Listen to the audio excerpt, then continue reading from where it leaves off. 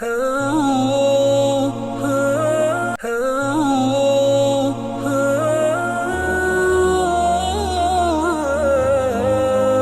புனித மஸ்ஜித் அக்ஸாவுடைய குத்பாவை ஹத்தீப் முஹம்மது சலீம் ஹஃபிதுல்லாஹ் நிகழ்த்திருந்தார். குத்பாவின் தலைப்பு ஒற்றுமை சகோதரத்துவம். அல்லாஹ்வை புகழ்ந்து நபி ஸல்லல்லாஹு அலைஹி வஸல்லம் ஸலவாத்து ஸலாம் சொன்னதுக்கு பின்னால் அல்லாஹ்வுடைய அடியார்களே ஒரு சம்பவத்தை சொல்லி குத்பா ஆரம்பித்தார்கள். இரண்டு மதீனாவாசிகள் அன்சாரிகளுக்கு இடையிலே ஒரு சண்டை ஏற்பட்டது. அப்போது அவர்களுக்கு மத்தியில் ஏற்பட்ட ஒரு பிணக்கு சண்டை வாய்த்தர்க்கம் ஏற்பட்டது. அது ஒருவர் சொன்னார், இது எப்படி போனாலும் என்னுடைய ஹக்கை நான் எடுப்பேன், நபியிடத்தில் சென்று நாங்கள் தீர்ப்பு பெற வேண்டிய அவசியம் இல்லை, என் ஹக்கை உன்னிடத்திலிருந்து வற்புறுத்தி எடுப்பேன் என்று சொன்ன போது மற்றவர் சொன்னார், இல்லை, அவர் அந்த சொன்னவர் அவருடைய குடும்பத்தை முன்னிறுத்தி, குடும்ப பலம் இருக்கிறது, எனக்கு குடும்பத்துக்கு ஒரு பெருமை இருக்கிறது, செல்வாக்கு இருக்கிறது, நான் எப்படியும் என்ற ஹக்கை எடுத்துக்கொள்வேன் என்று குடும்ப பலத்தை முன்வைத்து பெருமையாக பேசினார்.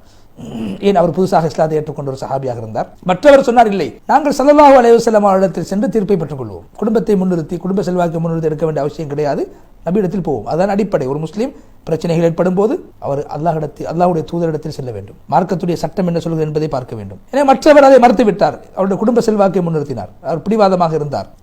இன்று அது வாலிபர்களுக்கு மத்தியில் அப்படித்தான், இன்றைய வாலிபர் அப்படித்தான் வாழ்கிறார்கள். அவர்களுக்கு மார்க்கம் அவசியம் இல்லை, குடும்ப செல்வாக்கு அதிகாரங்களை வைத்து அவருடைய உரிமைகளை அவருடைய விடயங்களை சாதிப்பதற்கு இன்று வாலிபர்கள் முயற்சிப்பதை போன்று அந்த அன்சாரி, நான் என்னுடைய குடும்ப பலத்தை வைத்து நான் செய்து கொள்வேன் என்று பிடிவாதமாக இருந்தால் நபியிடத்தில் செல்லவில்லை. அதே போன்று கடைசியில் அது ஒரு சண்டைக்கு காரணமாக மாறிவிட்டது. இரண்டு சாரார்களும் சண்டை பிடித்துக் கொண்டார்கள். செருப்பால் அடித்துக் கொள்ளக்கூடிய அளவுக்கு சண்டையாக, யுத்தமாக அது மாறிவிடுகிறது. எனவே இது அந்த பின்னால் வரக்கூடிய ஆயத், அதாவது சூரத்துல் ஹுஜராத்துடைய ஆயத், வைன் தாயிஃபதானி மினல் முஃமினீன இக்ததலு ஃபஅஸ்லிஹு பைனஹுமா, இரண்டு சாரார் உங்களுக்கு மத்தியில் சண்டை பிடித்தால் அவர்களை நீங்கள் ஒற்றுமைப்படுத்துங்கள், ஒருவர் ஒருவரை மிகைத்து விட்டால் யார் மிகைத்து வருகிறார்களோ அவர்களோடு நீங்கள் யுத்தம் செய்யுங்கள், அவர்கள் அல்லாஹ்வின் பக்கம் திரும்பும் வரைக்கும் அவர்களுக்கு மத்திய நீதத்தை கொண்டு நீங்கள் தீர்ப்பு வழங்குங்கள், அல்லாஹ் நீதம் செலுத்தக்கூடியவர்களை விரும்புகிறான் என்ற ஆயத்தை இறங்கப்படுவதற்கு இரண்டு அன்சாரிகள் சண்டை பிடித்தது காரணமாக இருந்தது. எனவே முஸ்லீம்களுக்கு மத்தியில் எங்களுடைய உறவு எப்படி இருக்கும் என்றால் அதனுடைய அடிப்படை சமாதானம், ஐக்கியம், ஒற்றுமை, விட்டுக் கொடுப்பாக இருக்க வேண்டும். இது முஸ்லீம்களுக்கு மத்தியில் மிகவும் பேணப்பட வேண்டிய ஒரு அவசியமான விடயம். சண்டை சச்சரவு ஈடுபடக்கூடாது. ஒருவர் இன்னொருவரை மிகைப்பது, ஒருவர் இன்னொருவருக்கு அநியாயம் செய்வது, ஒரு முஸ்லீம் இன்னொரு முஸ்லீமுக்கு அநியாயம் செய்வது எல்லாம் தடுக்கப்பட்டிருக்கிறது. ஆதம் ஹவ்வாவின் மூலம் உலகத்தில் பிறந்தவர்கள் தான் மனித இனம். அந்த மனிதன் என்ற அந்த சகோதரத்துவம் அவர்கள் மத்தியில் இருக்க வேண்டும். அதே போன்று முஸ்லீம்கள் ஒருவர் இன்னொருவருக்கு ஒரு இஸ்லாம் என்ற அடிப்படையில் சகோதரனாக இருக்கிறார். ஒரு முஸ்லீமுடைய இரத்தம் இன்னொரு முஸ்லீமுக்கு ஹராமாக்கப்பட்டிருக்கிறது, அவருடைய உரிமை அனைத்தும் ஹராமாக்கப்பட்டிருக்கிறது. எனவே என்னுடைய இந்த இந்த உறவு பலமானதாக இருக்க வேண்டும். சண்டை சச்சரவு பிணக்குகள் ஒன்றும் ஏற்படக்கூடாது, ஒற்றுமையாக இருக்க வேண்டும். அல்லாஹ் தஆலா குர்ஆனில் சொல்கிறான், இந்த ஆயத்தின் விளக்கத்தை நாங்கள் எப்போது படிப்பது, முஃமின்கள் சகோதரர்கள் ஒருவருக்கு சகோதரராக இருக்க வேண்டும். இஸ்லாம் ஒரு நீதத்துடைய மார்க்கம், சமாதானத்துடைய மார்க்கம், பாதுகாப்புடைய மார்க்கம். ஒரு முஸ்லீம் இன்னொரு முஸ்லீமோடு ஒற்றுமையாக வாழ்வதுதான் ஒரு முஸ்லீமுடைய அடையாளம். நபி ஸல்லல்லாஹு அலைஹி வஸல்லம், ஒரு முஸ்லீம் யாருடைய நாவை விட்டும் யாருடைய கரத்தை விட்டும் ஏனைய முஸ்லீம்கள் பாதுகாப்பு ஈடேற்றப்பட்டிருக்கிறாரோ அவர்தான் உண்மையான முஸ்லீம். ஆனால் இன்று ஷைத்தான் முஸ்லீம்களுக்கு மத்தியிலே பிளவை உண்டாக்கிவிட்டான். எனவே பிளவு ஏற்படுகின்ற போது இரண்டு சாராரும் ஒற்றுமையின் பக்கம் செல்ல வேண்டும். அவருடைய பிரச்சனையை நாங்கள் தீர்த்து வைக்க வேண்டும். யுத்தத்தை விட்டு முஸ்லீம்களை தடுக்க வேண்டும், ஒற்றுமைப்படுத்த வேண்டும், சமாதானப்படுத்த வேண்டும், நீதத்தை கொண்டு தீர்ப்பு. அல்லாஹ் சொல்றான், ஃபஅஸ்லிஹு பைனஹுமா பில் அத்ல், சண்டை பிடிக்கக்கூடியவர்களுக்கு மத்தியிலே சமாதானத்தை நீங்கள் நிலைநாட்டுங்கள், ஒற்றுமை நிலைநாட்டுங்கள். ஃபஅஸ்லிஹு பைன அஹவைக்கும், உங்களுடைய சகோதரர்கள் மத்தியில் இரண்டு பேர் சண்டை பிடித்துக் கொண்டால் அவர்களை நீங்கள் ஒற்றுமையாக்குங்கள், அல்லாஹ்வை பயப்படுங்கள், உங்களுக்கு அல்லாஹ்வுடைய ரஹ்மத் கிடைக்கும். சூரா ஹுஜராத்துடைய ஆயத்துக்கள். எனவே குடும்பங்களுக்கு மத்தியிலே பிரச்சனை ஏற்படுகின்ற போது நாங்கள் கடைபிடிக்க வேண்டிய முக்கியமான விடயம் என்ன தெரியுமா? நாங்கள் இஸ்லாமிய சகோதரர்கள் என்ற உணர்வை ஏற்படுத்திக் கொள்ள வேண்டும். எங்களுடைய உள்ளத்தில் இருக்கக்கூடிய அந்த குடும்ப பெருமை, குடும்ப செல்வாக்கு, இதெல்லாம் முன்னிறுத்தி நாங்கள் வாழக்கூடாது. நாங்கள் இஸ்லாமிய சகோதரர் என்ற உணர்வோடு ஐக்கியத்தை நோக்கி பயணிக்க வேண்டும். அல்லாஹ்வுடைய அடியார்களே, மேலே சொல்லப்பட்ட அந்த சம்பவத்தில் ஒரு சஹாபி இன்னொரு சஹாபியை நபியிடத்தில் சென்று நாங்கள் தீர்ப்பை பெறுவோம் என்று சொன்ன நேரத்தில் அந்த சொன்ன வார்த்தை மூலமாக நாங்கள் எதை புரிகிறோம்? அவர் எங்களுடைய அந்த சமாதானத்தில் ஈடுபடக்கூடியவர்கள், அந்த சகோதரத்துவத்தை முன்னிறுத்தி நாங்கள் என்னுடைய சமாதான பணியில் ஈடுபட வேண்டும். அல்லாஹ்வுடைய மார்க்கத்திலிருந்து நாங்கள் தீர்ப்புகளை, சட்டங்களை பெறுவதற்கு முயற்சிக்க வேண்டும். அதே போன்று அப்படி யாரு முஸ்லீம்களை ஒற்றுமைப்படுத்துவதற்கு வருவார்கள், அதிலே அவருடைய முயற்சிக்கு அல்லாஹு தஆலா சிறந்த கூலியை வழங்குவான், கூலியை அல்லாஹ் அவர்கள் கொடுப்பான்.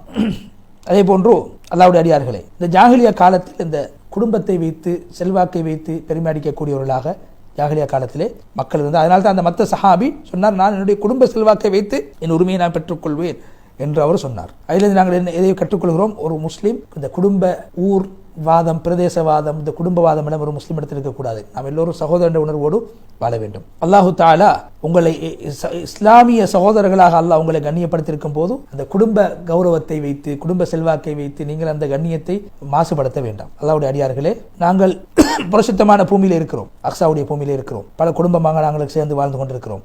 நாங்கள் அல்லாஹ் தஆலா குர்ஆனில் சொல்கின்ற போது அல்லாஹ் தஆலா உங்கள் அனைவரையும் ஒரு ஆண் ஒரு பெண்ணி மூலமாக அல்லாஹ் படைத்திருக்கிறான். உங்களை அல்லாஹ் பல வர்க்கத்தினர்கள் ஆக்கியிருக்கிறான். உங்களுக்கு மத்தியிலே அறிமுகத்தை ஏற்படுத்திக் கொள்ள வேண்டும் என்பதற்காக அல்லாஹ் தஆலா இந்த பூமியிலே எங்களை ஒரு சாராராக அல்லாஹ் எங்களை படைத்திருக்கிறான். நாங்கள் அனைவரும் அல்லாஹ்வுடைய வார்த்தையில் ஒன்றுபட வேண்டும், குர்ஆனை பற்றி பிடித்துக் கொள்ள வேண்டும், நபியாவுடைய சுன்னாவை நாங்கள் கடைபிடிக்க வேண்டும்.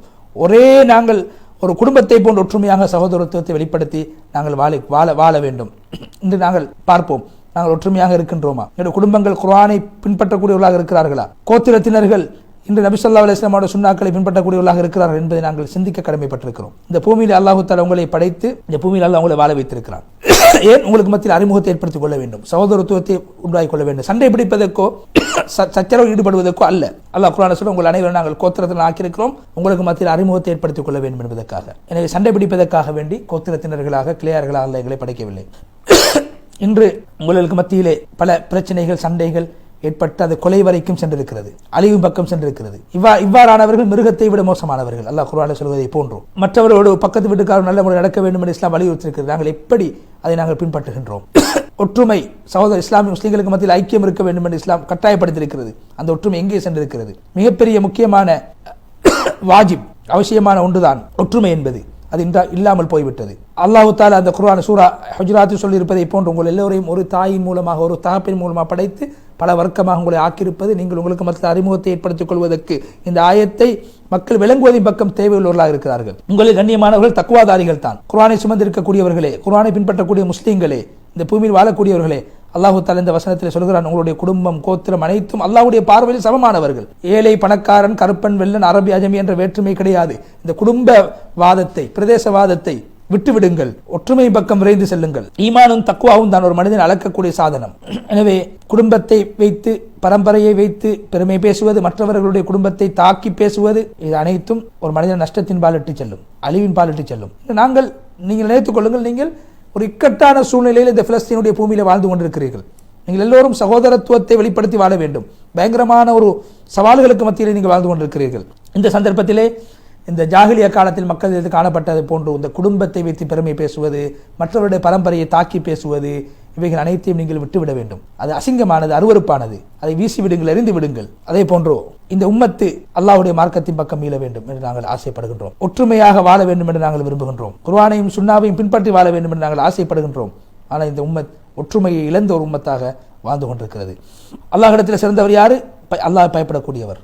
அவருடைய உள்ளத்தில் பொறாமை வஞ்சகம் ஹசது ஒன்றும் இருக்கக்கூடாது. இன்னாருடைய குடும்பம் இன்னாருடைய மகன் என்பதல்ல பெருமை. உள்ளத்தில் வஞ்சகம், மனம் சுத்தமாக இருக்க வேண்டும், உள்ளம் பரிசுத்தமாக இருக்க வேண்டும். யார் என்று குடும்பங்களை வைத்து பெருமை அடித்துக் கொள்கிறார்கள், அவருடைய உள்ளத்தில் ஈமான் கிடையாது. அவர்கள் ஜாகிலியா கால சிந்தனை அவருடைய உள்ளத்திலே கொண்டிருக்கிறார்கள். நபி ஸல்லல்லாஹு அலைஹி வஸல்லம் சொன்னார்கள், அல்லாஹ் தஆலா இந்த ஜாகிலியா காலத்தில் காணப்பட்ட அந்த அந்த அந்த அந்த ஒரு வகையான கர்வத்தை அல்லாஹ் உங்களை விட்டு இல்லாமாக்கி விட்டான். நபி ஸல்லல்லாஹு அலைஹி வஸல்லம் இல்லாமாக்கினாங்க. அதை பரம்பரையை சொல்லி பெருமை அடிப்பதை நபி அவங்க இல்லாமாக்கினார். ஸல்லல்லாஹு அலைஹி வஸல்லம் அதை தடுத்தார்கள். நீங்கள் எல்லோரும் ஆதமுடைய பிள்ளைகள், ஆதம் மண்ணால் படைக்கப்பட்டிருக்கிறார் என்று நபி ஸல்லல்லாஹு அலைஹி வஸல்லம் அவர்கள் சொல்லியிருக்கிறார். மனிதனுடைய அடிப்படை ஒன்றாக இருக்கிறது. நபி ஸல்லல்லாஹு அலைஹி வஸல்லம் அவர்களை பின்பற்றக்கூடிய மக்களே, இன்று முஸ்லீம்களாகிய உங்களுக்கு மத்தியிலே படுகொலைகள் நடப்பதை நாங்கள் பார்த்துக் கொண்டிருக்கிறோம். அதுக்கான காரணம் என்ன? உங்களுடைய அந்த குடும்ப பெருமை, அந்த துவேச உணர்வு என்ற ஒரு முஸ்லீம் இன்னொரு முஸ்லீமை கொலை செய்வதற்கு காரணமாக மாறி இருக்கிறது. நீங்கள் எல்லோரும் ஒரே கையை போன்று ஒரே உள்ளத்தை போன்று இருக்க வேண்டும் என்பதற்காக தான் அல்லாஹ் உங்களை படைத்திருக்கிறான். அல்லாஹ்வை நேசித்து நபியர்களை பின்பற்றி வாழ வேண்டும். அதே போன்று எங்களுடைய தொடர்பு, எங்களுடைய ஒற்றுமை அல்லாஹு தஆலா பாதுகாக்க வேண்டும், பலப்படுத்த வேண்டும் என்று சொல்லி குத்பாவுடைய முதல் பகுதியை விட்டு விடைபெற்று சென்று இரண்டாவது பகுதியிலே ஹத்தீப் அவர்கள் அல்லாஹ்வை புகழ்ந்து நபி ஸல்லல்லாஹு அலைஹி வஸல்லம் ஸலவாத்து ஸலாம் சொல்லி, அல்லாஹ்வுடைய அடியார்களே முஸ்லீம்களே, எப்படி ஒரு முஸ்லீம் இன்னொரு முஸ்லீமை கொல்லுவதற்கு அவருக்கு மனம் இடம் கொடுத்தது? கையாலோ ஆயுதத்தாலோ கொள்வதற்கு. அப்படி கொல்லக்கூடியவர்கள் மிக மோசமானவர்கள். அவருடைய உள்ளத்திலிருந்து ஈமான் சென்று விட்டது. ஒரு முஸ்லீம் இன்னொரு முஸ்லீமை கொல்லுவது, அவர் ஈமான் தௌபா செய்யும் வரைக்கும் அவருடைய ஈமான் இருக்க மாட்டாது. யாரு ஒரு முஸ்லீமை அநியாயமாக கொள்வாரோ அல்லது கொலைக்கு உதவியாக இருப்பாரோ அவருக்கு மீது அல்லாஹ்வுடைய கோபமும் சாபமும் உண்டாகும். அல்லாஹ்வுடைய தூதருக்கு அவர் மாற்றம் செய்து விட்டார். நபி அவங்க சொன்னாங்க, உங்களுடைய ரத்தம், உங்களுடைய மானம், மரியாதை அனைத்தும் பரிசுத்தமானது, பாதுகாக்கப்பட வேண்டிய ஒன்று. அரஃபாவுடைய நாள் எப்படி சிறந்ததோ, துல்ஹிஜ்ஜா மாதம் எப்படி சிறந்ததோ, மக்கா எப்படி புனிதமான பூமியோ, அது போன்ற ஒரு முஸ்லிமுடைய மானம், மரியாதை, இரத்தம் புனிதமானது. அக்ஸாவுடைய பூமியில் வாழக்கூடிய மக்களே, யார் ஒருவரை ஒரு முஸ்லிமை கொலை செய்வாரோ, அதை கொலை செய்வதற்கு உதவி செய்வாரோ, அவர் ஒரு முஸ்லிமுடைய, அவர் மக்காவுடைய கண்ணியத்தை இழக்கச் செய்தவரை போன்று, அவர் மஸ்ஜிதுடைய கண்ணியத்தை இழக்கச் செய்தவரை போன்று, மஸ்ஜிதுல் ஹராத்தை கேவலப்படுத்தியவரை போன்று, அல்லாஹ்வுடைய பரிசுத்தமான மாதத்தை அவர் இழிவுபடுத்தியவரை போன்று அவர் மாறிவிடுவார். ஒரு முஸ்லிமை கொலை செய்தவர் அல்லது கொலைக்கு உதவி செய்யக்கூடியவர். எனவே நீங்கள் திருந்த வேண்டும். யார் ஒரு முஸ்லீமை உங்களுக்கு கொள்வாரோ அல்லது கொலைக்கு உதவி செய்வாரோ அவர் ஒரு தொழுகையாளியை, ஒரு ஆபிதை அவர் கொலை செய்வதற்கு சமன். இந்த பள்ளிவாசலுக்கு வந்து செல்லக்கூடியவர்களை ஒரு ஆபிதை கொலை செய்வதற்கு சமன் தான் ஒரு முஸ்லீமை அநியாயமாக கொள்வது.